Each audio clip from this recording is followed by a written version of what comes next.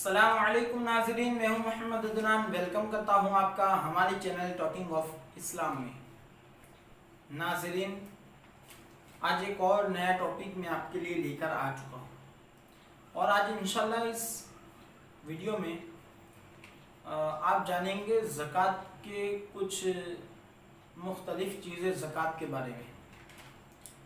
تو سب سے پہلے تو ہم اس ویڈیو کو شروع کرتے ہیں اور آپ کو میں بتاتا ہوں کہ زکوٰۃ یہ فرض ہے۔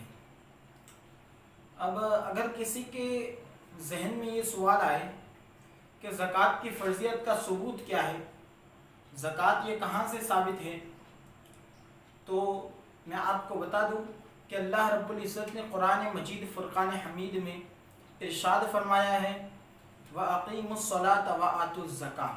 اس کے متعلق بہت سارے مفسرین اکرام نے یہ کہا ہے کہ زکوٰۃ یہ فرض ہے۔ اب ناظرین، زکوٰۃ کون سی ہجری میں فرض ہوئی؟ یعنی زکوٰۃ پہلے ایسا نہیں ہے کہ یہ زکوٰۃ پہلے سے ہی فرض ہے، نہیں، بلکہ اس کا بھی ایک وقت ہے جب زکوٰۃ فرض ہوئی۔ تو زکوٰۃ جب فرض ہوئی تو وہ 2 ہجری میں فرض ہوئی۔ زکوٰۃ کا فرض ہونا قرآن سے ثابت ہے، اس لیے اس کا انکار کرنے والا کافر ہے۔ جو بھی زکوٰۃ کا انکار کرے گا، زکوٰۃ کی ادائیگی کا انکار کرے گا کہ میں زکوٰۃ کو نہیں مانتا، زکوٰۃ میں نہیں دوں گا، تو یہ قرآن و حدیث کے خلاف کام کرنا ہوا۔ تو ناظرین، تو اس نے قرآن کے حکم کا انکار کیا، اللہ رب العزت کے حکم کا انکار کیا، تو یہ کافر ہو جائے گا۔ زکوٰۃ کی ڈیفینیشن کیا ہے؟ زکوٰۃ کہتے کسے ہیں؟ تو چلیے اس کے بارے میں بھی ہم کچھ جان لیتے ہیں۔ زکوٰۃ شریعت کی جانب سے مقرر کردہ اس مال کا نام ہے، اس مال کو کہتے ہیں جس سے اپنا نفع ہر طرح سے ختم کرنے کے بعد رضائے الہی کے لیے کسی ایسے مسلمان فقیر کی ملکیت میں دے دیا جائے جو نہ تو خود ہاشمی ہو، یعنی سید زادوں کی بات ہو رہی ہے، جو نہ کہ خود سید ہو اور نہیں کسی سید کا آزاد کردہ غلام ہو۔ تو یہاں ہمیں یہ پتہ چلا کہ زکوٰۃ کی ڈیفینیشن کیا ہے، پھر ہمیں یہ پتہ چلا کہ زکوٰۃ دینی کس کو ہے۔ بعض ہوتا ایسا ہے کہ ہم یہ نہیں دیکھتے کہ کون لائق ہے، کون غیر لائق ہیں، اور ہم کسی کو بھی اپنی زکوٰۃ دے دیتے ہیں۔ تو میں آپ کو بتا دوں، اس سے آپ بری نہیں ہوتے، آپ اس سے اور قید میں آ جائیں گے۔ تو برائے کرم آپ اپنی زکوٰۃ دیں تو پہلے اسے اچھی طرح جھانچ دے کہ بھائی اس میں کوئی ایسا تو وصف نہیں پایا جا رہا ہے، کوئی ایسی چیز تو نہیں ہے کہ اس کو زکوٰۃ دینے سے میری زکوٰۃ ادا نہ ہوئی۔ کسی ایسے فقیر کو دیجئے جو صحیح معنوں میں لائق زکوٰۃ ہے۔ اور میں آپ سے گزارش کرتا ہوں کہ آپ زکوٰۃ دیں۔ ابھی تو یہ لاک ڈاؤن کا زمانہ ہے، تو میں آپ سے گزارش کرتا ہوں کہ آپ کسی کو بھی زکوٰۃ دیں، اور کبھی بھی زکوٰۃ دیں تو برائے کرم اس کو جا کر اور اس طرح زکوٰۃ دے کہ کسی دوسرے اڑوسی پڑوسی کو بھی پتہ نہ چلے، تاکہ وہ بندہ بے عزتی سے بھی محفوظ رہے۔ اور ناظرین، آپ مسجدوں میں بھی اپنی زکوٰۃ دے سکتے ہیں، اپنے ارد گرد جو چھوٹی موٹی کمیٹیاں کام کر رہی ہیں، پھر بڑی بڑی تحریکیں کام کر رہی ہیں، تو آپ اپنی زکوٰۃ وہاں بھی دیں، اپنے صدقات، اپنے فطرات وہاں بھی دیں، تاکہ اور دین کا کام آگے بڑھتا چلے، اور دین کا کام اپنی تقویت کو حاصل کرتا چلے۔ جی ناظرین، اب ہمیں یہ جاننا ہے کہ زکوٰۃ فرض کس پر ہے۔ اب زکوٰۃ کس پر فرض ہو جاتی ہیں؟ تو آپ نے سنا ہوگا کہ ایک تو وہ انسان ہے جس کے پاس 7 تولہ سونا یا 52.5 تولہ چاندی ہو، تو اس پر زکوٰۃ فرض ہو جاتی ہے۔ جی ناظرین، وہ تو ہے ہی، لیکن اب اس میں جو زکوٰۃ دینے والا ہے وہ عاقل بھی ہونا چاہیے، بالغ بھی ہونا چاہیے، اور اس کے اندر کچھ شرائط ہیں جو علماء اکرام نے کچھ شرائط اکٹھا کیے ہیں، تو ان شرائط کا بھی پایا جانا ضروری ہے۔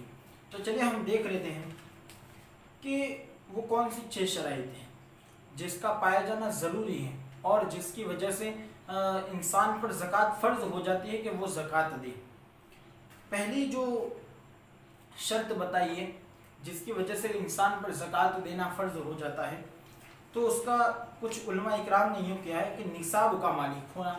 यानी जैसा कि मैंने आपको बता दिया कि उसके पास, उस शख्स के पास 7 तोला सोना और 52.5 तोला चांदी होना ज़रूरी है। इतनी मिल्कियत हो या इसके यानी 52.5 तोला चांदी हो या फिर 7 तोला सोना हो, तो इतना इधर से उधर हो। तो और इसमें भी ऐसा है कि अगर ऐसा ना हो तो 7.5 तोला जो है सोना उसकी कीमत हो, 52.5 तोला की कीमत हो, या इसके मुताबिक इसका जितना तिजारत का माल हो, या फिर और भी एक्स्ट्रा चीज़ें हो आप अपने पास, इस तरह। फिर निसाब नामी हो कि निसाब नामी यानी वो निसाब जो बढ़ता हुआ हो, बढ़ता ही रहे हमेशा, यानी किसी भी तरीके से बढ़ता रहे, चाहे वो फिर तिजारत से बढ़ता रहे, किसी भी तरीके से बढ़ता रहे, निसाब उसके कब्जे में हो। ये तीसरी शर्त है। यानी बता रहे कि निसाब उसके कब्जे में हो, यानी बताना ये चाहते हैं कि जितना भी हमारे पास माल है तो हम उस माल के मालिक होना हमारे लिए, उस माल का हमारी मिल्कियत में होना, उस माल का हमें मालिक होना ज़रूरी है। ज़कात इसकी हाजत असलिया से ज़्यादा हो, यानी जो भी ज़कात है, अगर जैसे मेरे पास अभी बहुत सारा माल है लेकिन अगर मैं उसकी थोड़ी ज़कात निकाल दूँ फिर भी वो माल मेरे पास बढ़ता ही रहता है, यानी ज़्यादा है मिकदार से, ये भी शर्त पाया जाना ज़रूरी है। निसाब कर्ज से फारिग हो, यानी यहाँ बता रहे कि जो निसाब है हमारे पास वो कर्ज से फारिग हो, यानी उसमें कोई कर्ज ना हो। यहाँ ऐसे कर्ज की बात हो रही है जो, यानी अगर हमारे पास जितना माल है उस माल में से हमने जो ज़कात दे दी, अगर हमने कर्जा दे दिया, तो उस कर्जा देने के बाद हमारे पास इतना निसाब नहीं हो रहा है कि हम पर ज़कात फ़र्ज हो, यानी हम पर अगर जो कर्ज है उसको अदा करने के बाद भी हम पर ज़कात फ़र्ज हो, यानी हमारे निसाब से कम ना हो। इस निसाब पर 1 साल गुजरा हो। अब यहाँ पर 1 साल गुजरा हो तो इसके बारे में मैं आपको थोड़ा बता दूं कि यहाँ बताना ये चाहते हैं, जैसे किसी ने 12 रबीउन नूर शरीफ को किसी के पास माल आया, और आया कितने बजे? 12 बजे माल आया किसी के पास, और इतना माल आया कि उस पर ज़कात, यानी यूँ समझो किसी ने 7.5 तोला किसी इंसान को सोना दे दिया है, और सोना दे दिया है तो सोना अब इतनी मिकदार इसके पास हो गई कि इस पर ज़कात फ़र्ज हो गई। लेकिन कब?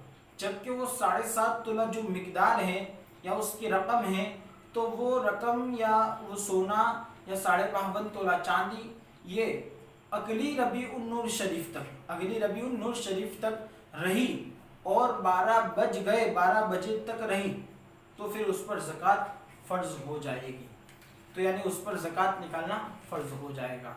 जी नाज़रीन, यानी इससे मुताल्लिक बातें जानना चाहते हैं तो अपने इर्द गिर्द के उलमा इकराम से इसका राब्ता करें, मुफ्तियान इकराम से राब्ता करें, और फैज़ान ज़कात जो कि दावत इस्लामी की शाया करता किताब है, तो आप उसको भी लेके पढ़ें। इंशाअल्लाह अज़्ज़वजल आपको बहुत सारी मालूमात हासिल हो जाएगी, और इसी से मुताल्लिक और चीज़ें भी, यानी ऐसे ही वीडियोस देखने के लिए तो आप देखना चाहते हैं तो कमेंट करें और हमें बतलाएं, और हमारी वीडियो को लाइक करें, सब्सक्राइब करें और इसको आगे शेयर करें। अस्सलाम वालेकुम।